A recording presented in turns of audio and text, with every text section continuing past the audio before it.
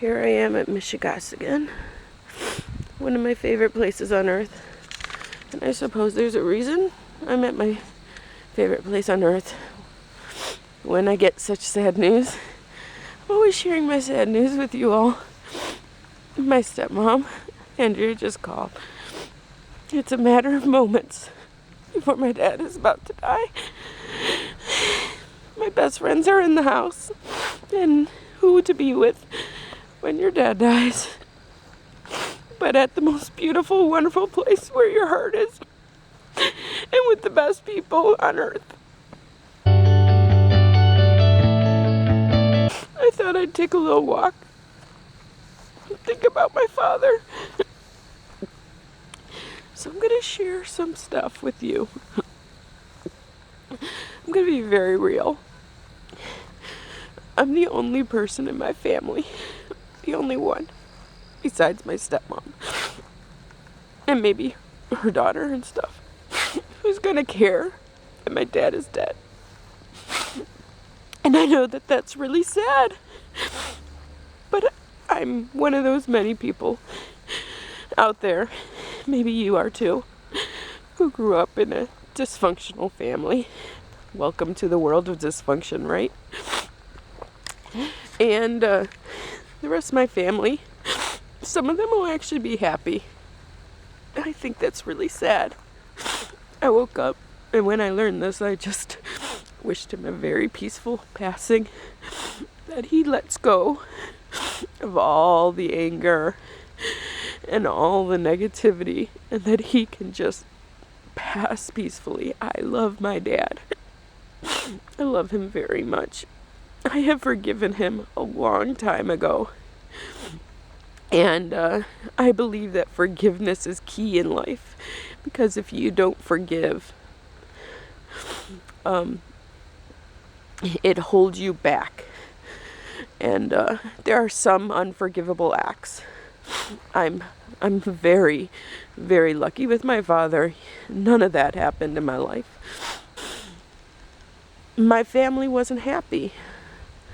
And, you know, they married other people and they became happy, both of them. In fact, my parents got remarried to their future spouses on the exact same day when I was 18 years old. I went from one wedding to the other wedding. They, as of right now, are still married to those future spouses. And they're both happy with those new spouses. They weren't happy when they were married to their old spouses. So what happens is when they're not happy, they make bad choices. They became different people when they married into their new homes. I gave him a chance, and him and I developed a decent relationship. Was it perfect? No. But it was a relationship that mattered to him and mattered to me. And I love him very deeply. And that I'm holding very deep. And he's not going to be on this earth beyond today. And I will miss him. I will miss him a lot. And thank God for Alice, because she understands that. She has seen him and met him and seen the softness in his heart. And she only knows him for the man he is today. She doesn't see anything about the man he may have been when I was young. She doesn't see that at all in him, because he isn't that man at all. And so it's amazing how somebody can change. I don't know if he wanted to change, but he isn't that man. And it's sad because a nice, quiet, kind man is leaving this earth today. And I'm mourning with kind of alone because the rest of my family doesn't know to mourn him.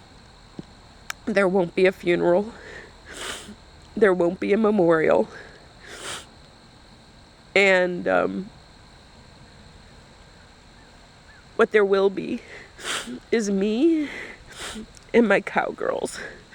And I'm okay with that because I will do something special in his honor to remember him. And I know that Alice and I will do something special to remember him.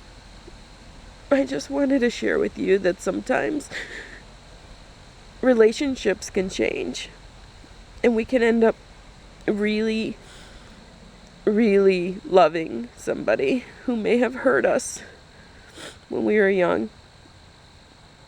And when they are leaving this earth, we may want to mourn them, and that's okay.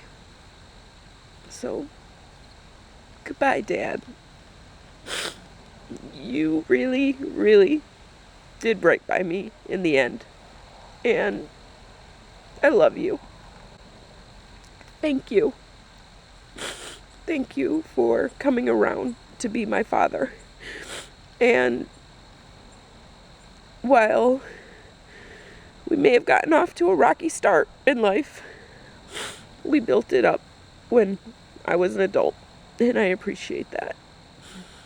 Thank you for giving me certain attributes in my life that I appreciate, like technology, and I appreciate some of the experiences we've had together, and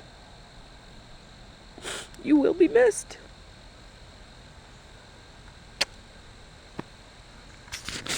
I just wanted to let everyone know that Michelle got the call very early this morning at 7 a.m. that her father did pass away. And while it's sort of a relief and a blessing because he was really suffering towards the end there, it's also hard. So she was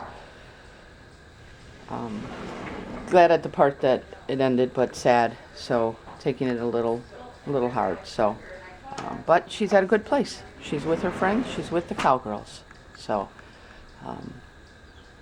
may he rest in peace. We're back home. You know, if your dad's gonna pass away, I'm so glad I was at Michigas. So glad I was with my friends. They were amazing. And my aunt, who's known him since he was a teenager, honestly.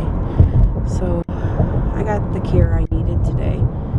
And it happens to be the evening of Rosh Hashanah. And as somebody who's Jewish, I know exactly what I need to do. I'm going to synagogue.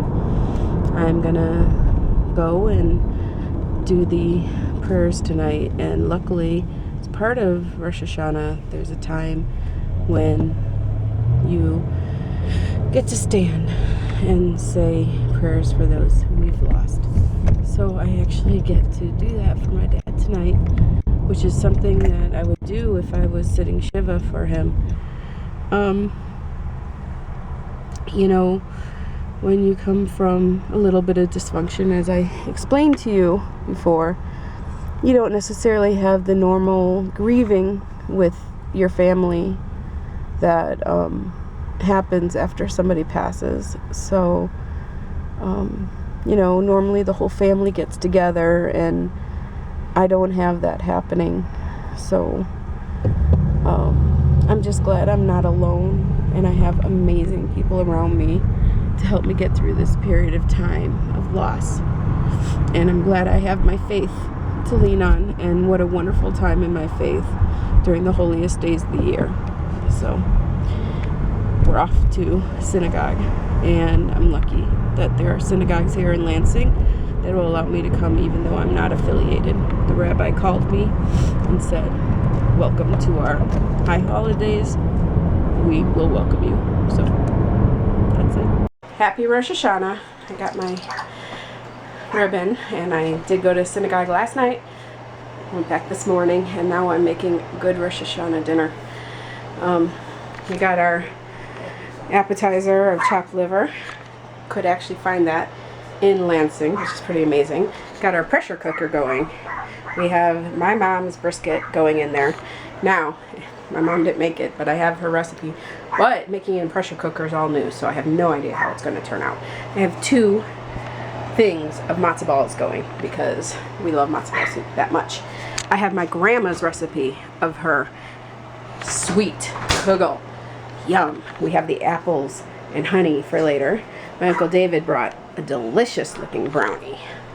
Yum. But we're making a real traditional Rosh Hashanah dinner, which is making me happy, even though I have a migraine. I've had it since pretty much yesterday afternoon, but I figure I just gotta keep with it and just keep going forward. Oh, and I did get the yahrzeit candle. I haven't lit it yet, so I'll probably do that later on tonight, because I have a feeling he hasn't been officially laid to rest in his own way, as his body's being donated to cancer research. The synagogue took great care of me. I think I might join because how good they were, and I'm so glad I went, because I didn't feel like I was mourning alone anymore. I felt like I was mourning with the whole community. It's exactly what I needed. So I'll be wearing this for 30 days now, right over my heart. Baruch atah Adonai Eloheinu melech haolam hamotzi lecha min haaretz. Amen. Amen. Now we can eat.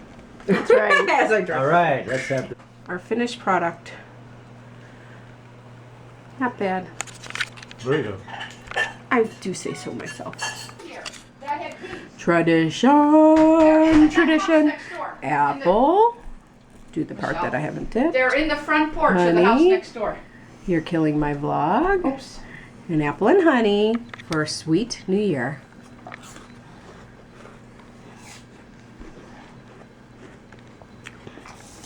Have a sweet new year. Have a sweet new year. The teenagers have left the table.